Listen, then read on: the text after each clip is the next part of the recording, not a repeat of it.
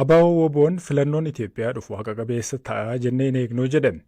Ofii hidhatee kan socho'u waraana bilisummaa Oromoo akkamiin filannoon haqa qabeessa irratti ibsa kenne. Filannichi akka hin gaggeeffamne danqaa ta'uu mala.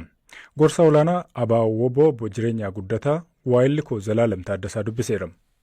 Filannoon Itoophiyaa keessatti gaggeeffamuudhaaf deemu ulaagaa filannoo guutaa'oo jennee yoo yaadne hin guutuu jechuudha. Sababni isaa boordiin filannoo harka gartee nam tokko harka gartee paartii tokko gartuu tokko jira. Miidiyaan akka kana heeyyamama gartee paartiin tokko gaafa barbaade namaa kennu gaafa jibbe immoo namarraa cufuu jechuudha. Sirni haqaa sakaallaa keessa jira.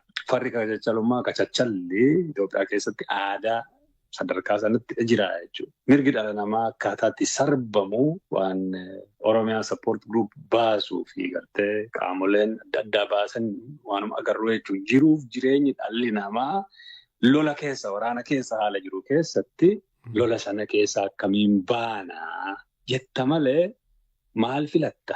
Mootummaa lola sirratti labsee si lolaa jiru gama kaaniin immoo addunyaa biratti mootummaan dimokiraatawaadha. Uummatatu na filee ani fudhataman hin qabaa jedhee agarsiifachuudhaaf diraamaa hojjetu filannoo maaltu jira dhiiroo? Tokkoffaa mootummaan filannoo kana gaggeessuu dhiisee waraana isa keessa jiru walitti bu'iinsa si wajjiniitiin qabu furuu qaba ejjennoo jedhu qabdu moo haqa qabeessummaa filannichaa irraatii yaaddoo qabdu? Uummanni bilisa miti taanaan sirni filannoon gaafa gaggeeffamu haqaan abbaa filannoo sana moohatee labsuu hin jiru taanaan. Qaamni uummanni filate sana ammoo aangoo fudhatee biyya bulchee qawween sabarra jiru kuni akka saba tiksuun godhu taanaan hiikadhaan qawwee jechuudha. Amma wanti ta'aa jiru lolatu matarratti labsameera. Lolatu biyya ollaatti labsamee lolli biyya keenyatti affeeramuutti jira. Haala akkasii keessatti filannoo gaggeessuun ni danda'amaa dandeenya jedhaniiru isaan. Gaarii. Garuu filannichi kan uummataaf nagaa fidu miti. Filannichi kan uummata bilisaan hirmaachisu miti. Filannoon haqaa bilisaa sana yoo guutuudhaa baate aga ta'e kan uummata hirmaachisee uummataaf furmaata fiduudhaa danda'u ka ta'uudhaa qabu sirnatu tolfamuu qaba. Paartilee hundi sirna sanarratti akka amantaa horatan gochuutu namatti jira. Guyya tokkotti ta'uu dhiisuu danda'a. Waggaa tokko lamatti ta'uu dhiisuu ni danda'a. Garuu daandii sanarra gartee karaa saaquu eegaluu ni danda'ama jechuudha. Loltoonni kan keessa mootummaa lolaa jiru. Mootummaan akkamittiin lola dhaabuu danda'a yookaan qaama hidhate akkamitti bobbaasuu dhiisuu danda'a? Wanti lolaa jirruu fi gaaffii amman si gaafadhu kun akka hojiitti hiikamuudhaaf lola. Yoo kana godhe beeki sababni lolamuufitu hin jiru. Yoo kana gochuu danda'e daandii haqaatti gaafa deebi'e lolatu dhaabata. Lakkiin godhu sanaa waan jedheefidha lollitti fufe beeki. Kanaafuu sababni lolaa isadha jechuudha malee nu miti jechuudha. Abaaboo Woboon qabsoo hidhannooti kan gaggeessaa jiru. Filannoon immoo qabsoo nagaa jedhameeti kan ibsamu mitiree afaan siyaasaa keessatti.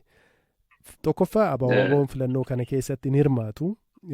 Akkamitti yaaddoo ta'uufii danda'a. Lammaffaa immoo qaamni ofiyyuu hidhatee bosona keessaati mootummaa irratti qabsaa'aa jiru waa'ee filannoo haqa qabeessummaa yookaan haqa qabeessa miti akkamitti jechuu danda'e ibsuu danda'a gaaffiin jedhu tokko jira. Qaamni qabsoo hidhannoo gaggeessu dhimma siyaasaa keessaa quba hin qabu hin beeku isaan galchu jechuu hin dandeessu jechuudha. Maaliif?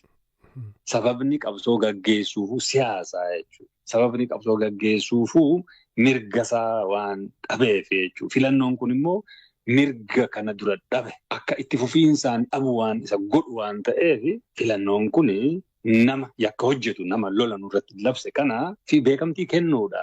Kanaaf filannoon kun haqa qabeessas ta'uu hin danda'u hin turres kan uummanni filate otoo hin taane afaan qawwee keessaa dhufe waan ta'eefidha lolatti nu galche kanaaf lolatti fufnaadha beeki. Kanaaf waan filannoo gaafa haasofnu filannoon siyaasa karaa nagaati. Qawween immoo siyaasa abbaa irreettiin ofirraa kaastu jechuudha. Kanaaf inni kun dimokiraata ta'uu hanqachuusaa mootummaan dimokiraata ta'uu hanqachuusaati qawwee nu kaasise. Diktaatarri immoo fakkeeffachuudhaaf diraamaa hojjeta.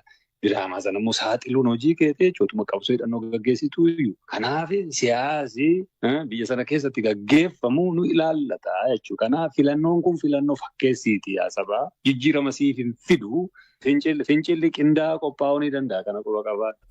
Bakkeewwan filannoon itti gaggeeffaman bakka bu'oonni mootummaas ta'e paartiilee mormituu socho'anii fi loltoonni keessan socho'anitti. Tarii loltoonni keessan namoota filannoo kanaaf socho'an taargeet gochuu danda'u? Filannoon kun akka hin godhan. Wannoon keenyi namoota filannoo keessatti hirmaatan otoo hin taane sirnicha gartee filannicha akka meeshaatti gargaaramuu sanaati jechuudha. Namoonni filannoo keessatti hirmaannee uummata dammaqsinee waan gartee qabsoo karaa nagaas goonee mootummichi dhiibuu dandeenya jedhanii tattaafachuu mala ni jiru. Walumaa galatti gaafa laaltu kaardiin filannoo mootummichaa fi tajaajila kennuu jiru kuni paartileen siyaasaa Oromoo gariin irraa hafaniiru. Ammoo akka gartee boordii filannoo keessaa hin haqamne nama tokko lama keessa hirmaachisne jedhaniiti malee filannoon kun filannoo akka hin taane beekamtii kennu kan dhiisanii keessaa bahanii jiru. Warri immoo mootummichi matumti isaa bixxilee tolchee gadi baasellee